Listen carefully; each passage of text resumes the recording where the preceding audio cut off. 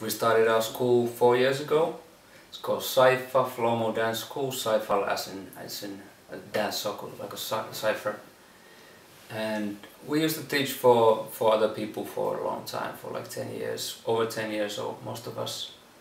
And eventually we felt like we have a lot of ambition for what we do. So teaching for other people was not going to give us the possibilities and the options that we wanted to have workshops, throw jams, and like basically have a practice spot anytime we want to go to. So that's why we just decided to open our own place, and it's been pretty amazing this far.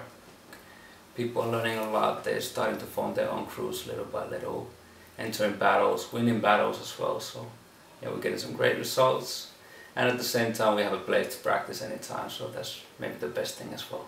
First time I bought my turntables was in around '98, late '90s.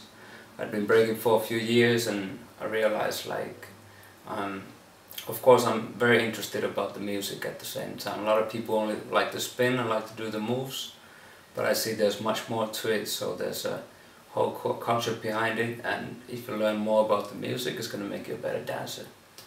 So I started finding out more, and eventually we got more serious about it for the last like 3 years. So for a long time I used to travel, used to go to the record stores, but not that serious, just as a hobby.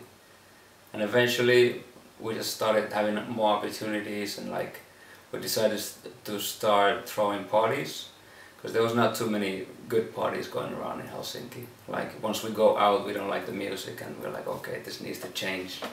We need to hear some good beats. We want to maybe dance a little bit when we go out, you know. So eventually the only way to make good things happen is to do them yourself. The most important thing to teach is to get the people to learn for themselves.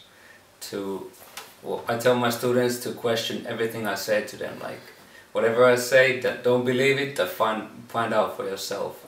If you learn the same information from another source and another source, then maybe that means that it's true eventually. But the most important thing is to get that hunger, get that spark, so they find out for themselves as well. Not that they learn from you like an idiot and believe anything that you say, because you could say anything basically.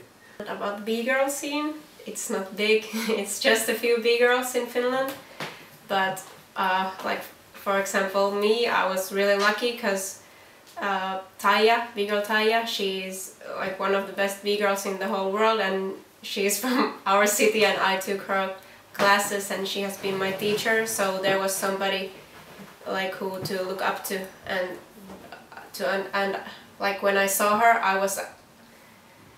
I knew that it's possible for girls too, because I think some girls are so afraid that it's only for boys, like I'm not so strong as they are, but I saw her, so it was really motivating for me. Nowadays something we travel the world very much, and something that we see is that people follow the trends really fast at the moment. You can see something trendy pop up, and all over the world people are doing the same things in 1 month or 2 months. When as before, once we were coming up, like every single country used to have their own style, and they stay true to whatever was the country's flavor. So you see people from the UK looking like the people from the UK. Germany looked like Germany, and France looked like France before. When at the same time now is everybody looks the same. Well, whoever wins PC1, everybody tries to look the same the next year. And information is dope, but at the same time originality is lost. And I wish people stuck to their style more and believed in whatever they're doing, and built on their own character and own style instead of following trends. Because if you follow trends, you're always one step behind somebody else. Every time you get new friends, because you have something in common, and everybody has the same like spirit, everybody like similar minds, and it's so like you feel so welcome, because you meet new people, but they are like you have known them your whole life, you know, you have so much to talk about and everything. Like I just met you and we had like really nice conversations, so I think that's the richness of the culture, and it's really nice that everywhere it's the same. Like people are having good time ciphering, enjoying the movement. I love graffiti and I love like MCing, but I'm not so much into it, but I would like to do it in the future. And like I said, in Finland there is not really like real hip-hop female MCs, so I think we need more. So maybe someday, let's see. Yeah, like before being a b-boy, I'm a fan of hip-hop culture, different elements.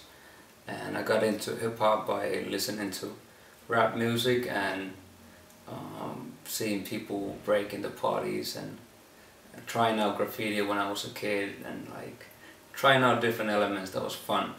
That's the fun aspect of it that got me really excited about the whole culture. So before I do my breaking, I'm always gonna be a fan of graffiti, DJing, beatboxing, making beats, about writing rhymes and all of that. And I always try my best to do all these elements, different elements, some more seriously, some more for fun. But it's really important to always keep an open mind for new things, you know.